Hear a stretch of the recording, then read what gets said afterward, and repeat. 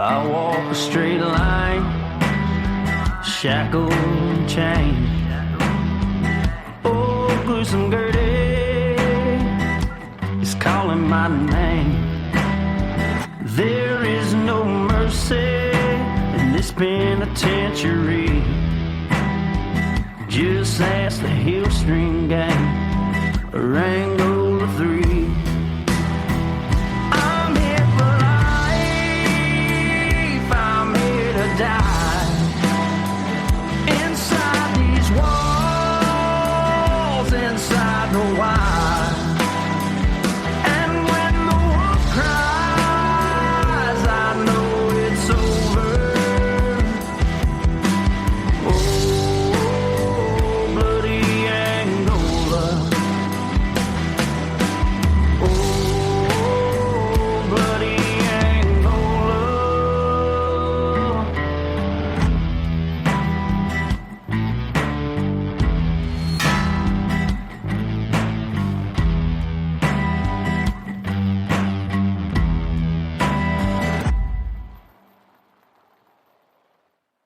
Hey everyone, and welcome back to another edition of Bloody Angola, a podcast 142 years in the making. the complete story of America's bloodiest prison. And I'm Jim Chapman, And I'm Woody Overton. and we got a guest for y'all today that you may or may not have heard of. So she's our favorite guest. I think our only repeat guest. She is our only repeat. She is a three-peater now, so she's Repeat. I'm a repeat Yeah. offender. you are a Yeah, three-peter. Hey. in the podcast world. And it's Miss Kelly Jennings. It's me. KJ in the flesh. KJ. Hi. Last time I said Kelly Jennings, the whole roof blew off of the Southeastern Right. Livingston Center, and I Right. think they're still roofing it up there. 2 nights in a row. Yeah, I know. And Superstar. y'all may not know. If you don't know, you got to check it out. And we're going to be honored to be the guest on Kelly's podcast, Unspeakable. Unspeakable. Unspeakable. You going to talk about a female Woody Overton, nail some shit down? Holy shit. Hey, I mean, what I love about it, Kelly, is first of all, hi, Kelly. Hey. What I love about it is you get down to the nut cutting, right? Yeah. And you're not afraid. So No, we can't be afraid. You cannot be afraid. Justice, listen, evil cannot win when the good are unafraid. evil only prevails when good people do nothing. That's right. Right? Somebody said that. They said good men, but Yeah. Kelly's definitely not a man. No, So I'm good- a she's woe good, man. But she's good people. She's all woman. I try to do the right thing and be a good person, but damn it, I've had enough of the people doing the wrong thing.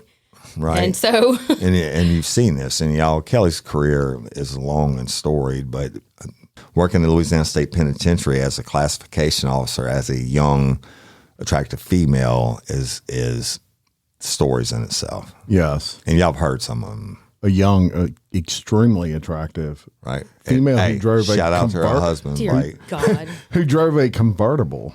Hey, I did. I had me a little 2-seater convertible. I was riding around like I thought I was somebody. Had no clue what the hell I was in the middle of. Looking back on it, holy crap, girl. And I want to make it official for you, all you guys out there. Kelly is off the charts. Not charts. She's off limits. She's in love married with Blake. Married to a great guy, Blake. With blue eyes. With his And pretty has blue found- eyes. With blue eyes. And super cool dude. He is. Yeah. And we love our Blakey. Blake Or is, Blakey. is like sending for me because he backs you 1,000%. Oh, we're winning yeah. for Jim, right? Backs Yeah. us 1,000% on the crazy shit we do. Yeah, and aren't we lucky though? Like really, Blessed. Not beyond lucky. Blessed is right, because my sweetheart, y'all, he just did. You remember this? Do you have? Because I'm a hot mess like you, Woody. Shit, man.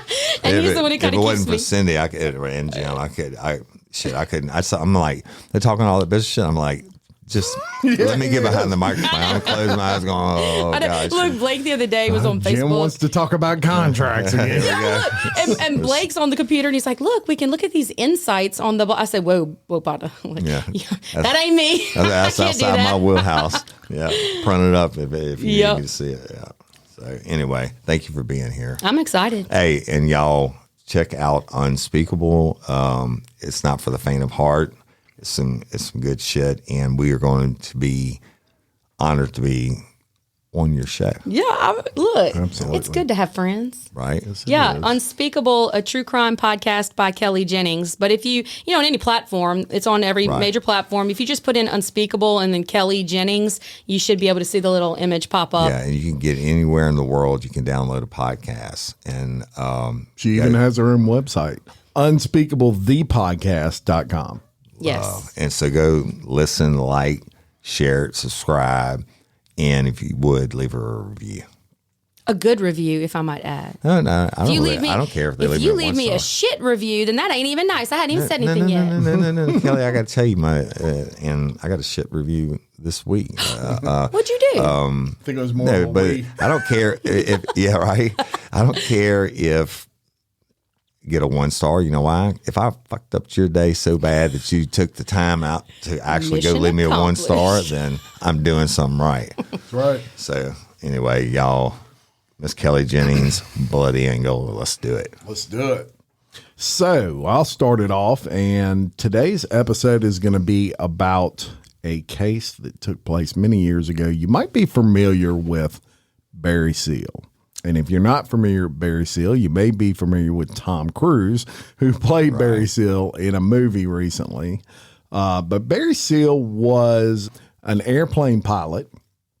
He flew small engine aircraft primarily, also flew in the military, and was really good at it. One thing he was really good at was landing at small airports. Or jungle airstrips. jungle airstrips. And so it was these skills that got the interest of a large cocaine dealer at that time, and his name was Pablo Escobar. The largest in the world. Largest in the world, billions and billions of dollars. Matter of fact, at one point, he was on the Forbes top 20 richest people. He also was the OG of starting cartels. Yes. And he had was it the Sinaloa cartel? Sinaloa and Medellin? Is it? no, he had the Medellin. yeah. And Sinaloa was the competition. Yeah. So he had the Medellin cartel, and they were in need of airplane pilots to fly cocaine back and forth between Colombia and the United States. And Barry Seal fit the bill. So we're going to fast forward a lot, but over the years, he started doing dealings with Pablo Escobar. He would get like $50,000. They just load his plane up, and he would land it in a, sometimes in the swamps of Louisiana, because he was from Louisiana. Right.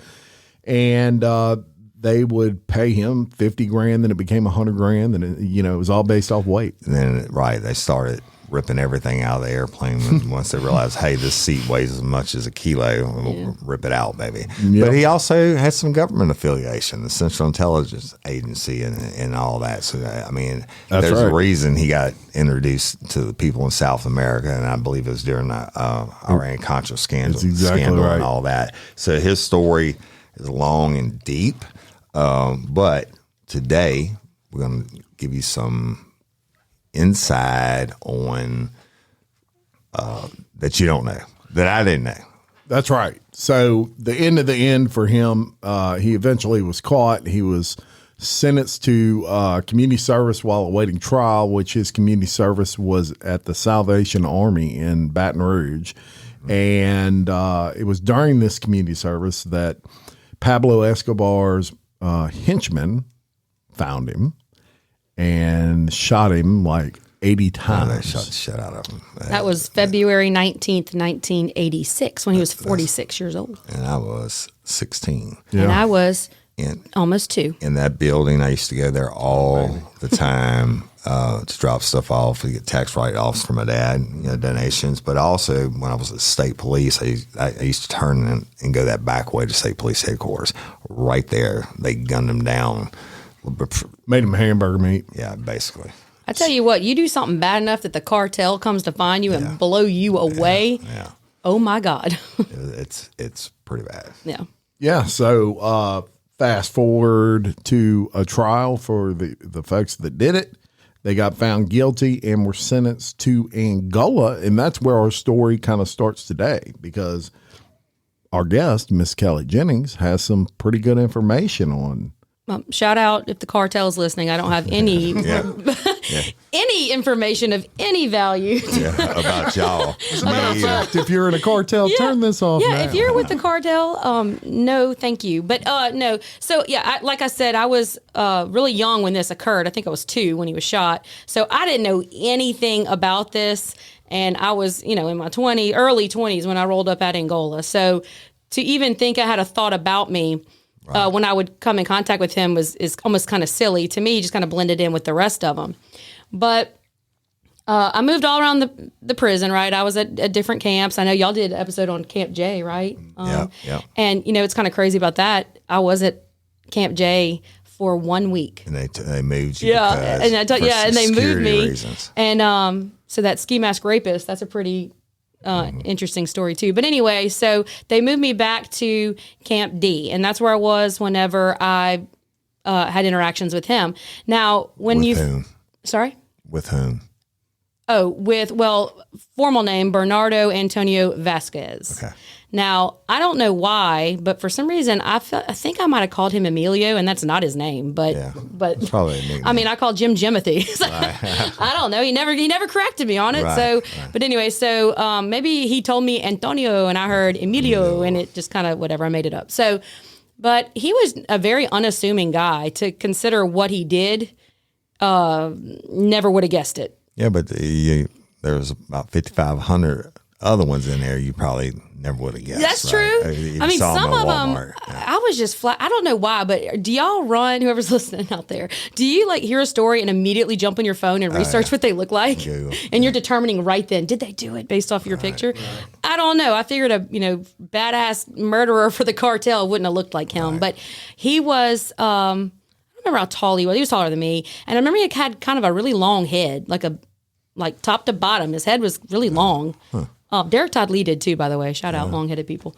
But he had a really long head, and he had little glasses that he wore, and he was bald, and you could tell he was Hispanic, but and he had a very thick Hispanic accent when you spoke to him.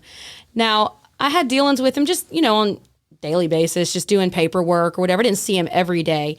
But there's one story that sticks out, and had I known what I was looking at, oh man, to go back and to say, I want to buy it. But he was working we have hobby craft shops, okay, at Angola. So whether you agree with it or not, they have hobby crafts so that they can go in and they can build things, make crafts. They sell them at Angola. It's kind of their commerce. That goes back to the whole hope thing, or give them something to do. If they're doing hobbies, then they're not raping and killing each other. Right. Idle hands are the devil's or work, killing correctional officers. Workshop. Right. And so they worked in those hobby shops. And so I would have to go in there and, handle my business no matter where they were. And the hobby shop was part of it. So, and her business, y'all, was helping inmates with different things. Right. So a lot of legal work, getting in and out. No, I say notary, but it was internal notary. I was not a notary. I'm not a notary on the street. Passing out things called, dispositions or outcomes for things that they requested, or if they changed their visitation list. A lot of clerical, but a very important job to the inmates, I promise you. Oh, yeah. Because you're getting work done for them. Right. And so I walked into the hobby shop, and I had been seeing him, in and out working on this painting. Wow, what a talented artist. Wow. Very talented. This was not someone who just kind of was brush stroking it. He's talented. And so I'm just a curious, nosy person, and I'll talk to anybody. And so I walked up and said, hey, man, what's going on? And he was like, oh, in his little accent, oh, nothing much, just doing my thing, And I said, well, what you got here? Wow, that's is that a chessboard? He's like, yeah, it's a chessboard. But when you talk to him, he is not a man of many words, or he was not with me. Right. So you had to kind of pull him to say things, and he spoke kind of slower and just, chill. I got the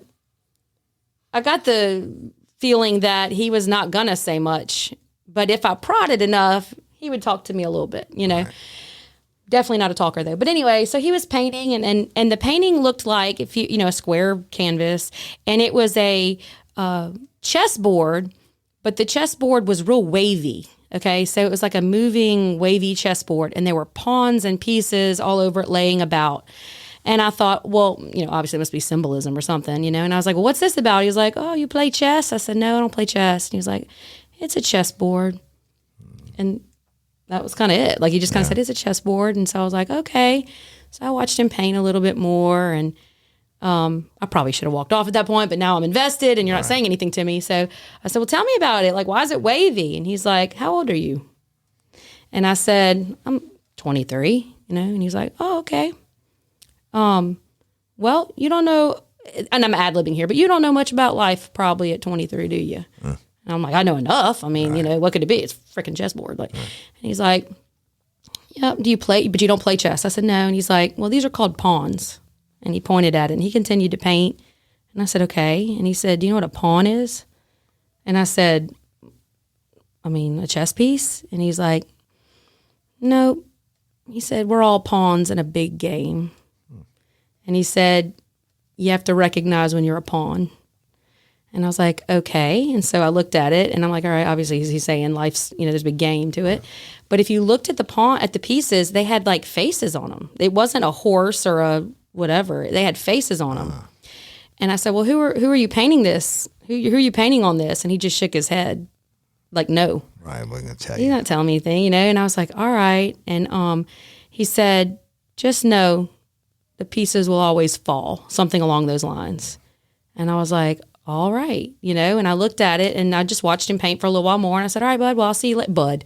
I'm talking to the freaking murderer for the cartel. Okay, bud, catch you on the flip. Yeah. Anyway, and I was like, all right, buddy, and I just kind of walked off from there.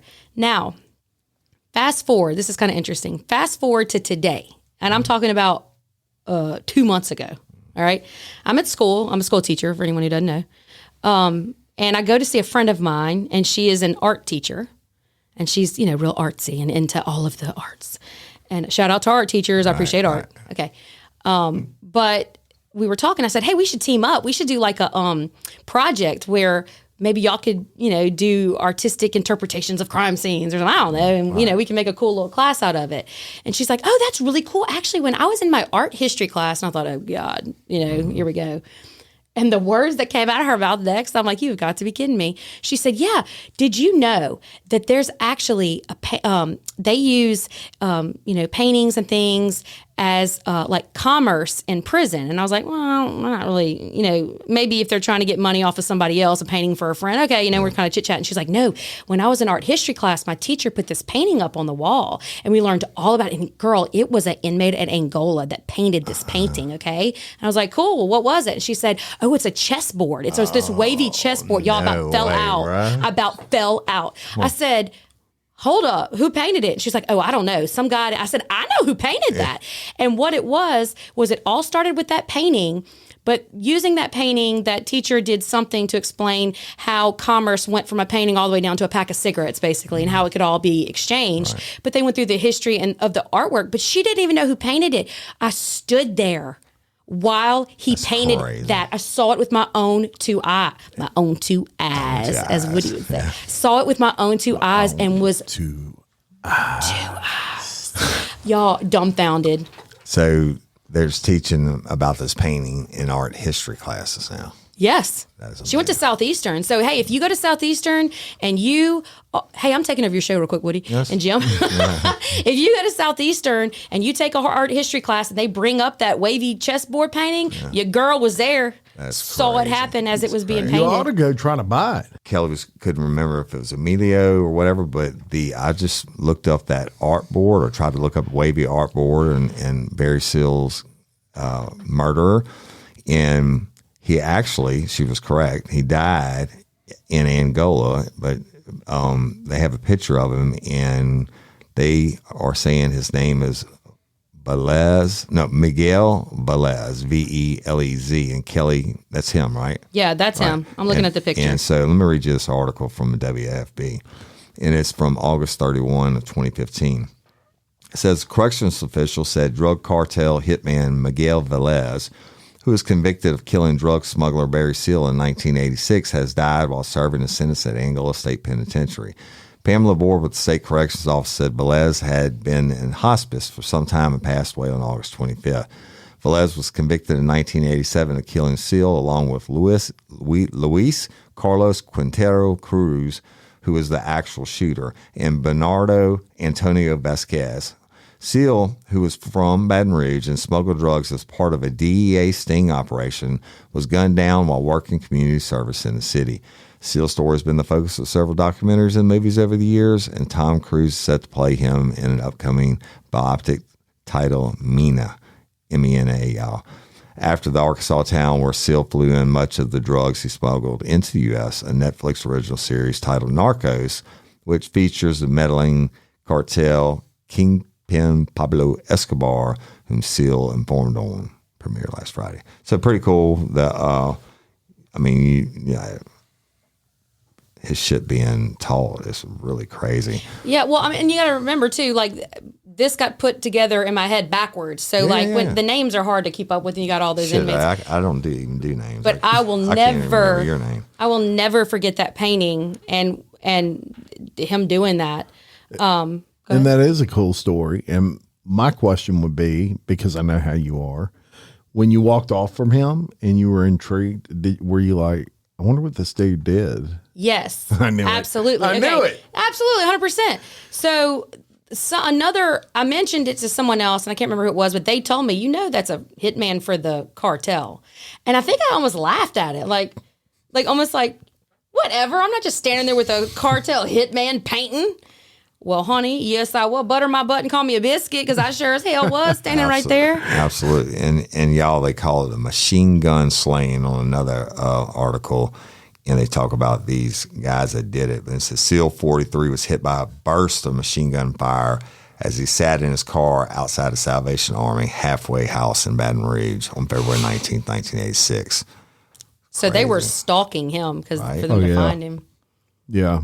They knew where he was, and that was a big uproar because they should have had him in witness protection. Yeah, it said a prosecution witness said the Colombian-based smuggling ring, which has been blamed for importing tons of cocaine into the United States, had placed a $500,000 contract on Seal's life. Mm-hmm.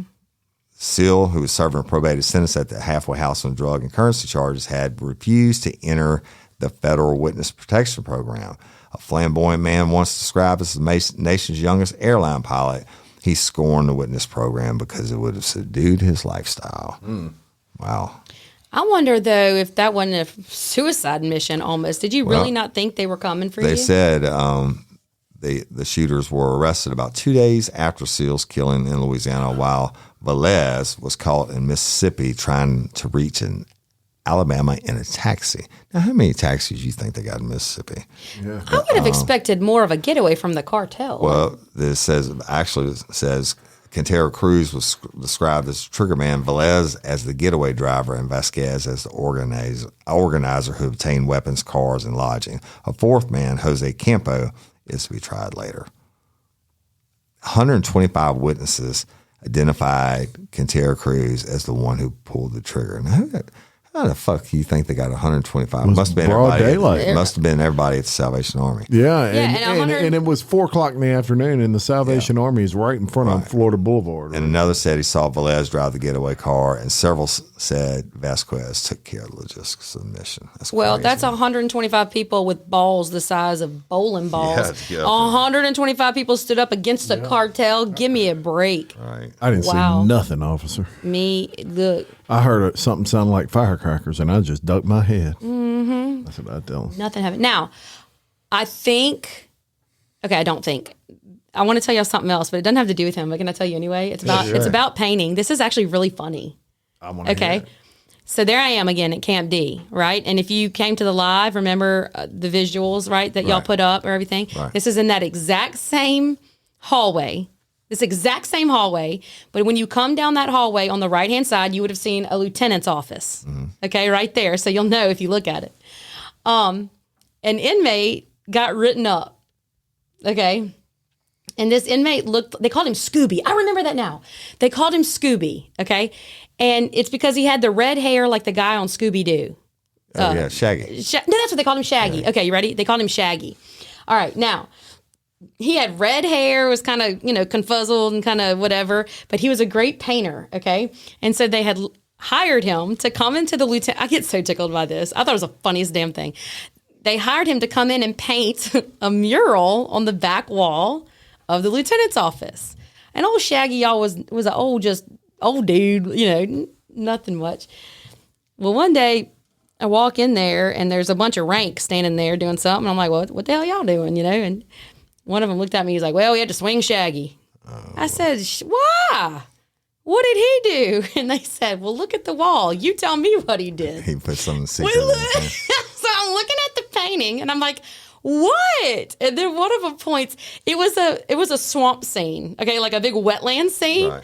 And on all the tiny little turtles that were in the water, it was his face. He had painted his own face on the turtles. And funny as it was freaking funny. Only in Angola, right? That's the F you to the man. Yeah. He had his little red hair. I wonder how long it took him to realize that. Somebody was probably sitting there drinking their coffee one day and zoned down and was like, what the fuck? What? Why is that Shaggy's face on a turtle? Look at that turtle. Look at that other turtle. Shaggy everywhere. Damn it, Shaggy. Shaggy smiling at him. Yeah. It wasn't me, but they got me. You know what? When they got him, I bet you had a lot of days before they swung him that he just, every time he walk in there, he'd secret like, motherfuckers got you. But what a cool thing. So if you can find that online or if anybody, I'm definitely going to look it up. I want to see it.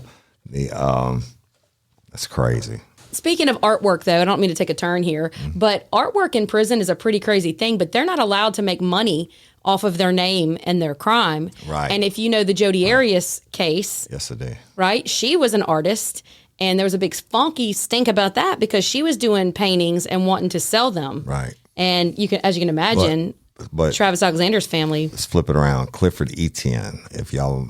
Boxer. Right? Who fought Mike Tyson. Yes, got knocked out. But... the only reason he got knocked out. Took now, a dive. I had him on the cell block at DCI, him and a guy from Livingston Parish.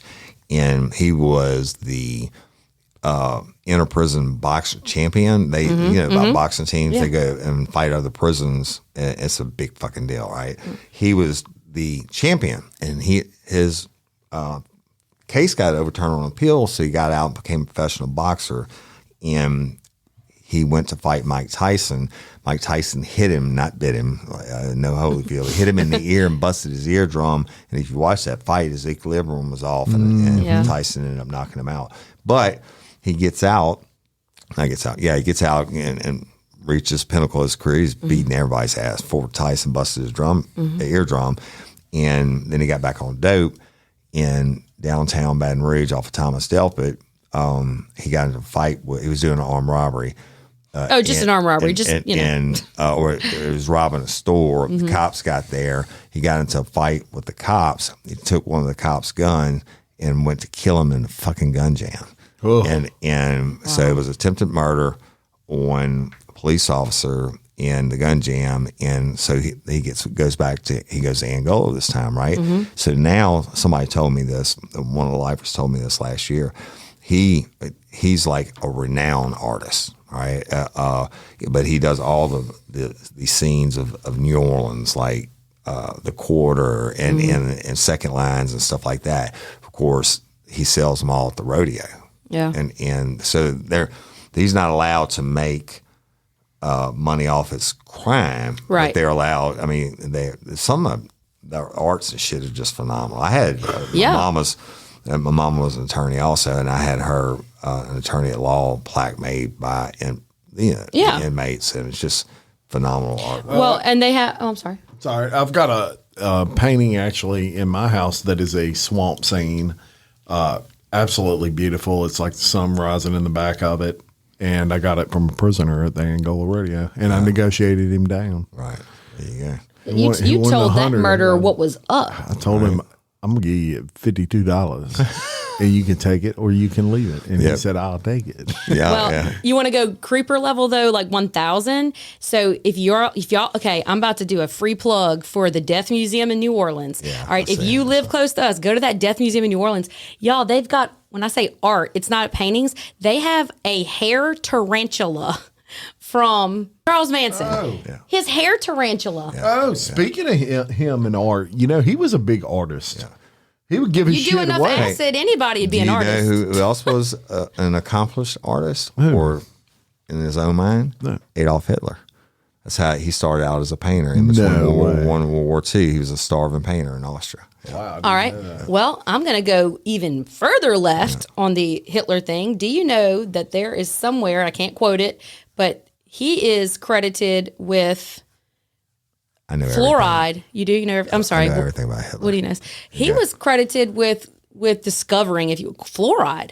For teeth and stuff. Yeah, But like in no, toothpaste. That I can assure you that wasn't his intentional purpose. No. His original purpose. No. But I mean, he's also credited with having prisoners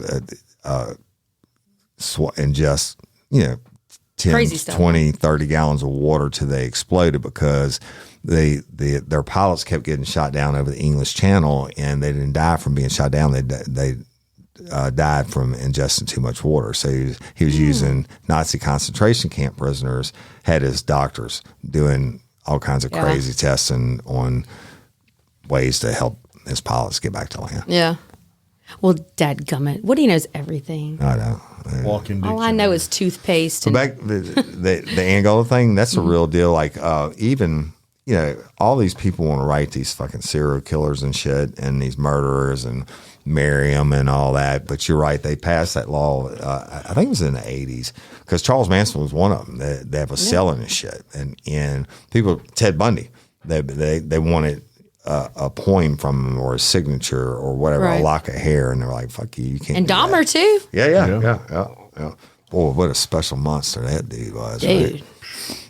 No thanks. I don't want anything that dude's got. Right?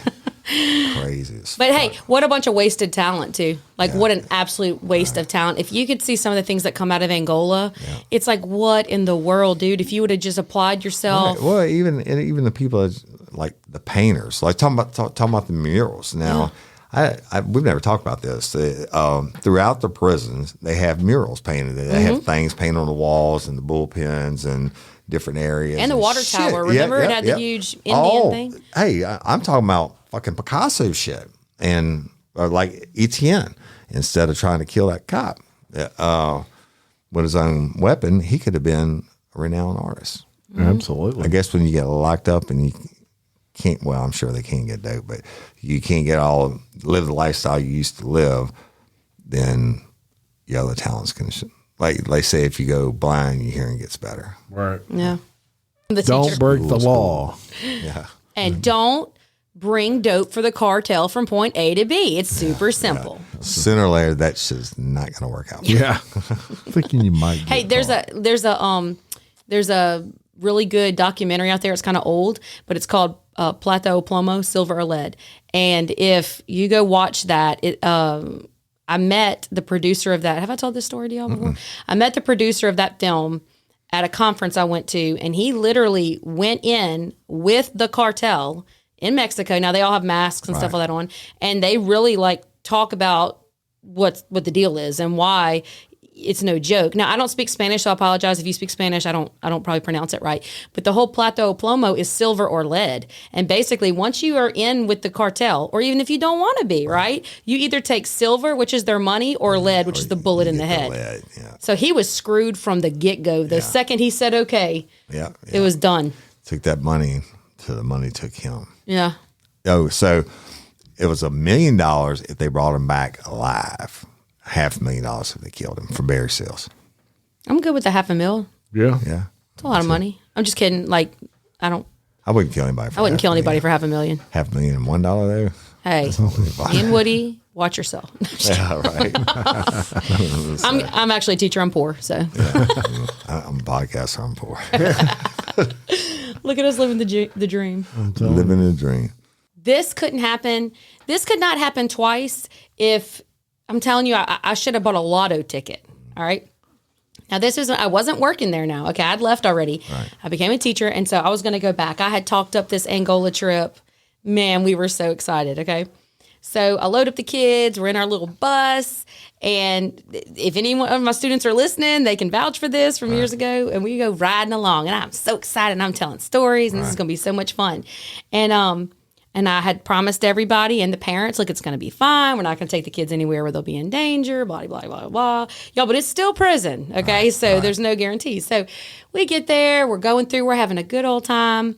And we do the tour, and then we get back to death row, right? Way in the back by the training camp.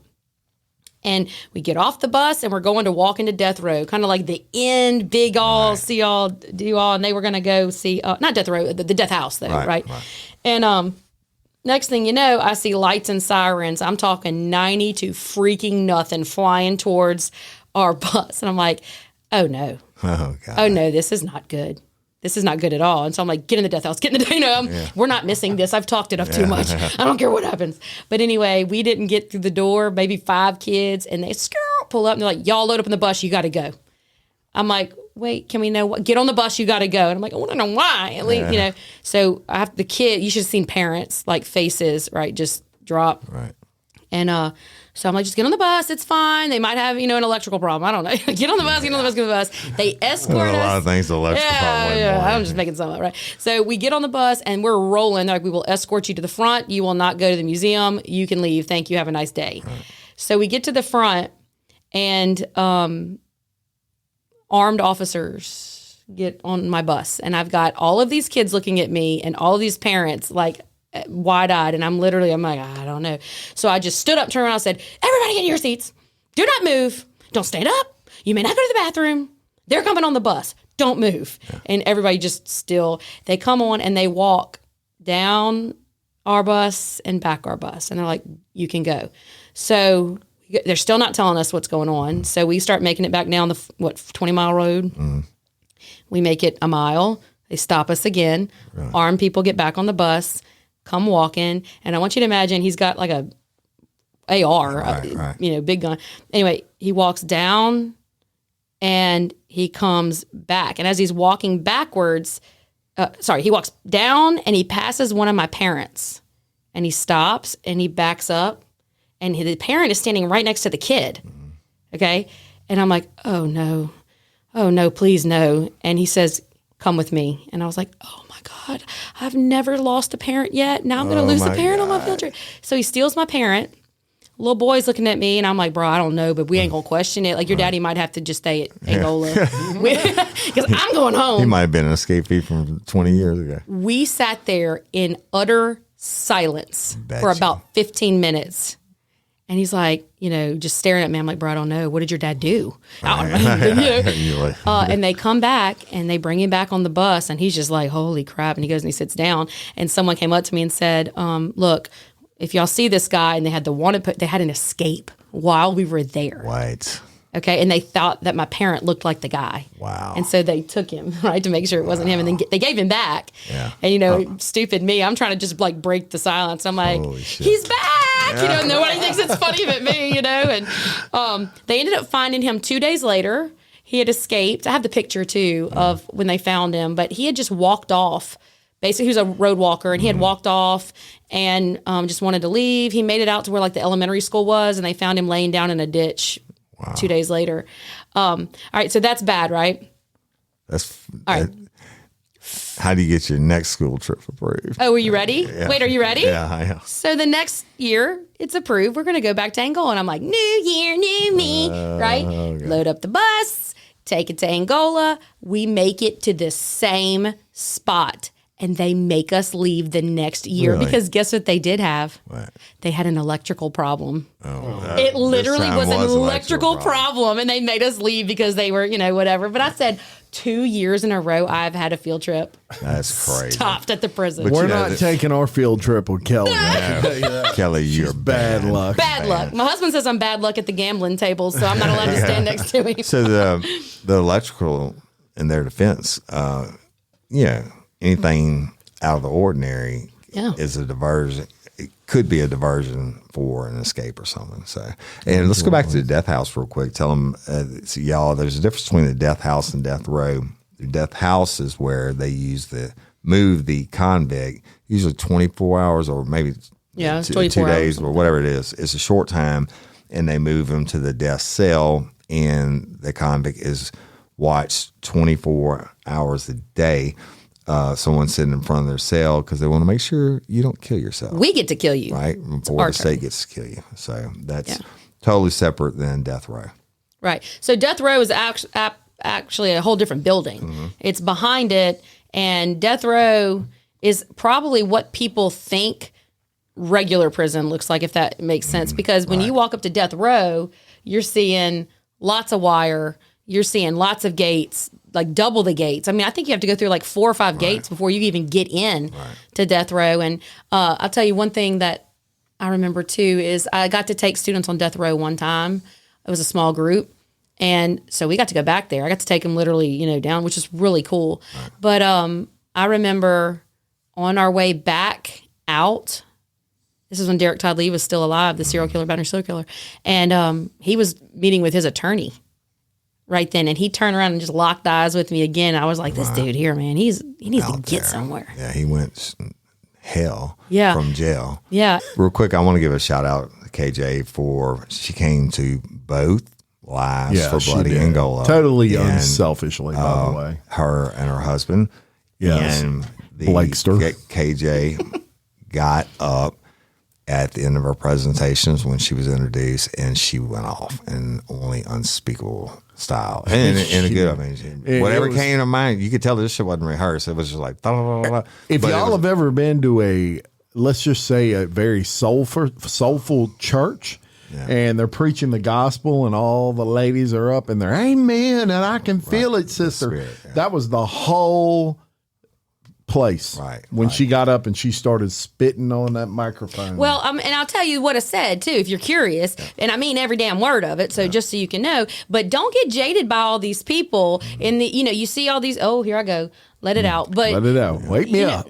All these people that write these inmates, right, or want to marry them and all that. Of course, you're getting the good side of them. And I wanted to show that to my kids when I took them on a field trip there. And so they brought us into the museum, right? And the inmate got up and he talked about his life and this, that, and the other. And then, but he's getting out real soon. And you could just see the kids' eyes like glaze over like puppy dogs and the sad story of this man locked up. And that's when I was like, time out. Did you reach out and how long you been down? And he told me, 20-something years or whatever, 30 years. I said, well, have you apologized to your victim yet?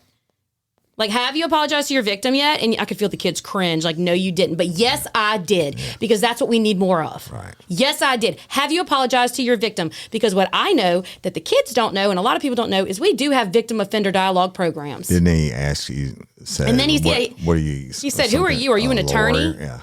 I said, no, I'm a pissed off mama. Right. Because you're over here playing these games trying to make people feel sorry for you, and there's someone dead because of you. Right. So I'm glad you think you're going home real soon. It's kind of hard to apologize as victim, as worm bait, right? Yeah. I mean, so just for what it's worth, sure, you're going to find a lot of people in prison that are good, nice, kind to your face, but don't ever forget they didn't get there for missing church. Right. All right. KJ, we love you. Can't wait to love you, KJ. More work with you. Can't wait to be a guest on Unspeakable. Yep. And thank you. Oh, back to the lives real quick, y'all. When's this going to drop? This will drop tomorrow. Okay, back to the lives real quick, y'all. I'm going to throw this out there. I know this is Bloody Angola, not real life or crime, but Louisiana Organ Procurement Agency. We have the raffle going on, and the big winners are going to be drawn Saturday night at the Crew Bash, February 4th, downtown at the Basin, at the 4th annual Crew Bash. But I asked for more donations for the Friday night at the VIP event, which is February 3rd, downtown at the Basin also. And if you just want to come Friday night event, there's a ticket price for that also. But we've had an overwhelming response, everything from a Traeger barbecue grill to a diamond necklace and earrings to Apple watches and like phones $900 just for an Apple. I mean, y'all legit get it. If you don't want to buy a raffle ticket for all the big ass prizes we're giving away on Saturday night, if you do, that's $15 for one, $10 for a book of 100. And Friday night, I'm gonna auction that shit off. We're gonna have some though where you call it silent auction, do it, but the big items, I'm gonna auction them off on stage. All the proceeds. Oh, live auction? Yeah. So you can bid it? Hell yeah. You gonna be there? Yeah. All right. So I'm gonna spend some money too. Right. Dog. I love me an auction. The only better is getting to be auctioneer. Yeah. So it's all about raising the money. And you look, I know times are hard. And last year we raised a shit ton of money for LOPA. I mean, when eggs cost $9 a carton, I get that. Everything's gone up. But this money goes to a nonprofit that saves lives. And, the 4th annual Crew Bash, VIP tickets, if you want to go both nights, 3rd and 4th. Otherwise, the Real Life Real Crime 4th annual Crew Bash is Saturday night, where I'm going to do a live podcast, adult crowd interactive podcast. Adult only. Adult only. Isn't that the night of Spanish Town? That's the night of their ball. Yeah, okay, well, I just want everyone to know that I'm coming and I'm look like a hooker because of our theme, but I don't normally dress like that. That's right. And Don't lie. You got your VIP. You dress like period. that all the time. So, no. But anyway, if y'all Flamingo. check it out on social media, you don't have to be present to win for the big drawings for Saturday night. If you do have to be present to win all the cool shit. And if you want to continue to donate between now and the Friday auction, please do. Contact me or Cindy Overton through any of our ways of social media. So, sorry to make that plug, but LOPA's important. Hey, Jim, you donate. I'm a donor. Right. I'm a donor this year. You're a donor for the $750 value for podcast and $250 in advertising. Right. Ooh, So I'm gonna get that that's too. going to be drawn on Saturday night, along with everything else, all the big ones, in which I did an episode of that. But I'm going to do one. We'll try to get it out on Tuesday for just about Friday night of the event and the Crew Bash, and buy your raffle tickets, people. It helps LOPA. Yeah. I mean, the amount of time we spend in this, it costs us. Yeah, okay. We have some here. So if anybody's listening local to the Livingston Parish area, we have about 20 raffle tickets here at the studio. Just come on by. If you see the big yellow H2 Hummer out there, that means I'm in here. That's right. Just come knock on the door and I'll be glad to see you. We appreciate all your support for that. I know LOPA does. And look, Tuesday's episode is going to be fire, y'all. We just got a huge donation last night. I'm not going to tell you what it is yet, but it is fucking huge. And that is going to go. We're going to announce it on Tuesday. Whoever buys the most raffle tickets for Saturday night shit is going to win this fantastic prize. It is a fantastic prize. Right. But we're not telling you. We're not telling you. Just yet. Now, and we're all of us are organ donors in this room right now. Mm-hmm. Absolutely. So we love LOPA. We're not just talking out the other side of our face. We love even everybody involved. Even the horrible case at LSU, the lady was a raped donor. and then got killed, and she was a donor. I think 3 of her organs went. I know it was her heart, and I think it was her kidneys, liver. A couple items went, and anyway, prayers. What a gift to the people who receive it. Her family. Her tragedy has become someone else's second chance at life. Amen. Right. Love you, LOPA. All right, and I'm Jim Chapman, and I'm Woody Overton. And we're your host of Bloody Angola, a podcast 142 years in the making. Complete story of America's bloodiest prison with Kelly Jennings. Peace. Thank y'all. Bloody Angola is an Envision podcast production in partnership with Workhouse Connect. Music produced and composed by Alfie DeRuin in Studio 433 with vocals by Thomas Kane. Created and hosted by Jim Chapman and Woody Overton.